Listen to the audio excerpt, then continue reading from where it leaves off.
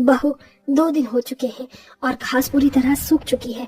तुम दोनों इस घास को कब बदलोगी? घर में गर्मी शुरू होने वाली है। माँ जी, आज नदी किनारे जाने के बाद हम वहाँ से घास काट कर लाएंगे। हाँ माँ जी, फिर हम पूरे घर में घास लगा देंगे।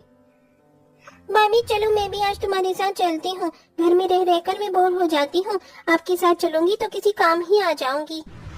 हाँ, ये भी अच्छा है। 2 से भले 3। 3 तिगाड़े काम बिगाड़े। कीर्ति, तू उनके साथ मत जा। मेरे सर में गर्मी से बहुत दर्द हो रहा है, थोड़ा सर दबा दे।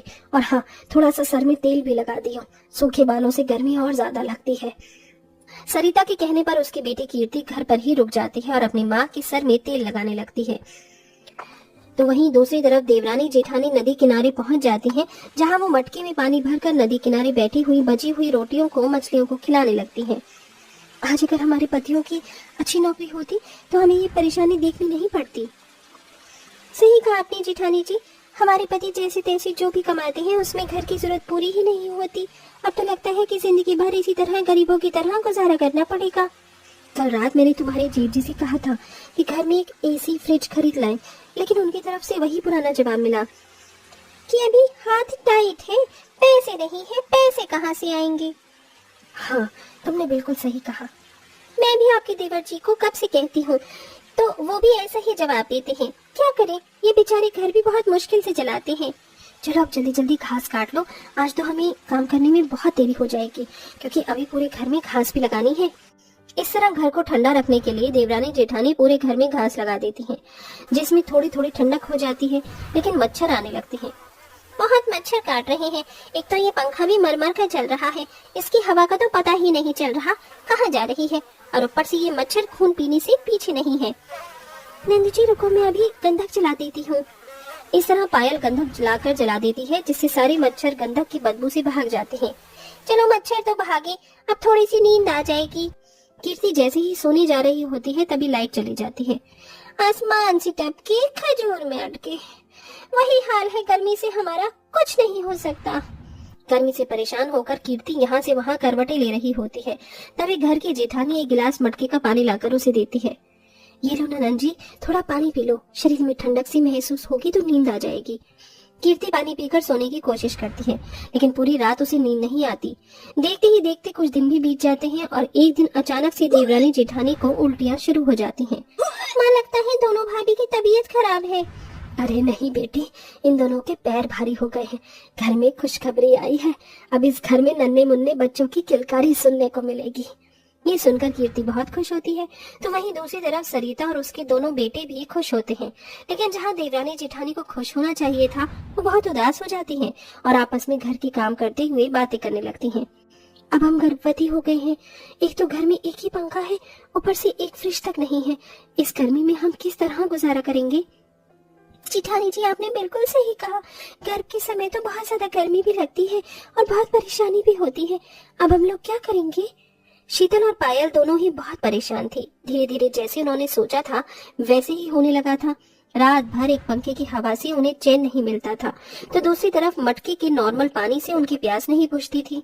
इसी के चलते वो जब भी नदी किनारे पानी या घास काटने जाया करते तो वो मछलियों को रोटियां डालना नहीं भूलते। एक दिन पायल घास काटते हुए कहती है, देखो ना दीदी, कितनी ठंडी घास है। काश कि हमारे पास भी घास का एक एसी होता तो हमें ठंडी ठंडी हवा देता, और साथ में एक फ्रिज जिनके ठंडे पानी से हमारी प्यास बुझ जाती। पायल की ये कहते ही शीतल हंसने लगती है।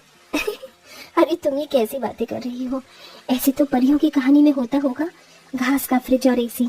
तभी नदी से एक मछली उछल कर एक बाहर आ जाती है और कहती है, मेरी मदद करो, मेरी मदद करो, नहीं तो मैं यहाँ बिना पानी की तड़प तड़प कर मर जाऊंगी। हे भगवान, ये मछली बोल कैसे सकती है? चलो इस तालाब के अंदर डाल देते हैं इसे, नहीं तो बेचारी मर जाएगी। शीतल और पायल दोनों मछली को तालाब के अंदर डाल देती हैं। इसके बाद वो मछली उनका शुक्रिया अदा करती है। तुमने मेरी मदद की, तुम्हारा बहुत शुक्रिया। मैं रोजाना तुम्हारी लाई हुई रोटियां खाती हूँ, और मैंने आज सुना कि तुम कितनी परेशान हो, ऊपर से गर्भवती भी हो। तुमने मेरी मदद की, इसी के चलते मेरा भी फर्ज बनता है कि मैं तुम्हारी मदद करूं। मछली के इतना बोलते ही उसके अंदर से एक सुनहरी रोशनी वहाँ की घास पर जाकर पड़ती है, जिससे घास कुछ सेकंड के लिए जगमगा उठती है। अरे ये सब कैसे? तुम्हारे अंदर से ये कैसी रोशनी निकली थी? ये कोई मामूली रोशनी नहीं बल्कि जादुई रोशनी है, जिससे अब ये खास जादू हो गई है। इसे तुम जिस पर लगाओगी वो जादुई हो जाएगा और साथ में वो हमेशा हमेशा के लिए खास का बन जाएगा। इतना कहकर मछली वहां से चली जाती है, जिसके बाद देवरानी जेठानी घास काट कर घर लौट आते हैं। क्या जो उस मछली ने कहा था वो सच होगा?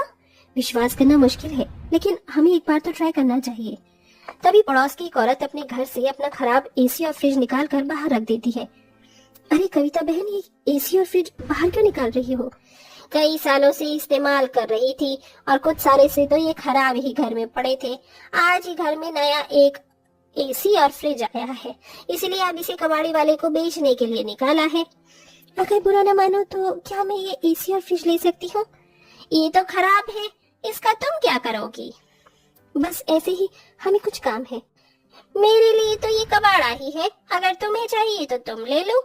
इस तरह कविता अपने घर का खराब एसी और फ्रिज शीतल और पायल को दे देती है। अब वो दोनों देवरानी जेठानी खराब एसी और फ्रिज को घर के अंदर ले आती हैं। ये तुम दोनों क्या कर रही हो? खराब फ्रिज और एसी घर के अंदर क्यों लेकर आई हो? माँ जी बस देखते जाओ। दोनों देवरानी जेठानी मिलकर उसके ऊपर वो जादुई घास लगा देती है। इसके बाद घास का फ्रिज और एसी तैयार हो जाता है। चलो अब इसे एक बार चलाकर देखते हैं। दोनों देवरानी जेठानी फ्रिज और एसी को चलाकर देखती हैं। जैसे ही एसी चलता है तो उसकी ठंडी ठंडी हवाओं से पूरा घर बहुत जल्दी ठंडा होने लगता है। उस मछली ने सच कहा था, देखो ना, जादुई घास ने तो कमाल ही कर दिया। हाँ दीदी, आपने बिल्कुल सही कहा। मुझे तो यकीन ही नहीं हो रहा था कि ये एसी चल जाएगा। अब इस फ्रिज की बारी है, चलो इसे खोल कर देखते हैं। जैसे ही शीतल और पायल फ्रिज को खोलकर देखते हैं, उसके अंदर खाने पीने की सारी चीज थी। कोल्ड ड्रिंक, केक, पेप्सी, ठंडा पानी, आइसक्रीम और भी बहुत कुछ। अरे वाह, इस घास की फ्रिज के अंदर तो इतना कुछ है खाने के लिए। ये तो चमत्कार ही हो गया, लेकिन ये सब कैसे हुआ? कीर्ति के ये कहने पर देवरानी जेठानी सास ननंद को जादुई मछली और उसकी जादुई घास की कहानी सुनाती है। ऐसा केवल अच्छे लोगों के साथ ही होता है और तुम दोनों का दिल बहुत साफ है, इसलिए उस मछली ने तुम्हारी मदद की है। वैसे अगर हम चाहें तो इसी के चलते हमारे जैसे और भी गरीब लोगों की मदद कर सकते हैं। हाँ माँ जी, आपने बिल्कुल सही कहा। गरीब लोगों के पास गर्मी से बचने के लिए कुछ नहीं है। अब इसी तरह हम गरीब लोगों को घास की एसी और फ्रिज दान में बांटेंगे, इससे उनकी दुआएं हमें लगेंगी। इस तरह देवरानी जेठानी के घास के घर में घास का एक फ्रिज आ जाता है और उसी के चलते अब जादुई घास की मदद से देवरानी जेठानी दोनों मिलकर गरीब लोगों की मदद करते हैं और उन्हें फ्री में घास का एक एसी और फ्रिज बांटती हैं। कुछ समय बाद वो दोनों स्वस्थ बच्चों को जन्म देती हैं और खुशी खुशी अपने घर में रहने लगती हैं।